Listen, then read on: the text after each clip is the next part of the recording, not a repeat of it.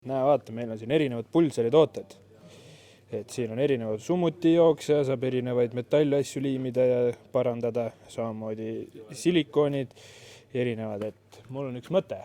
Lähme vaatame meie Haapsalu lasketiiru. Seal kasutatakse ka ühte neist. Lähme vaatame üle. Oleme tulnud Haapsalu lasketiiru ja täna näitab meile Kaspar, kuidas ta siin laseb ja milliseid abivahendeid ta kasutab. Siin on see toode, mida siis Sambla pood pakub ja Kaspar, ole hea, räägi meile natukene lähemalt, kuidas sa seda kasutad ja miks see hea on? Põhimõtteliselt tehasest püstoli käepidemed ei tule igal inimesele käele parajalt.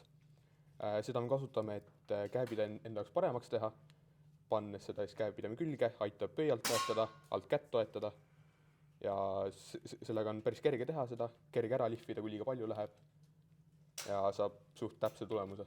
Ja prooviks siis selle tootega üle, et lähme teeme siis mõned latsud. Nii, siin on põhimõtteliselt näha, et see on standard käepide, mis ei paku pöidlal kõige paremat tuge. Pöidlal tuleb kohe maha siit, et kõikide inimestele kätte ei sobi. Aga nüüd, kui me seda vaha või seda peale panime, siis on pöidlal tuleb kõvasti raskemalt ära ja annab paremat tuge ka siin all.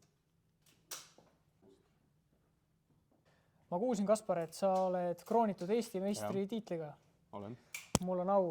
Kuule, aga näita siis, kuidas meistrid lasevad.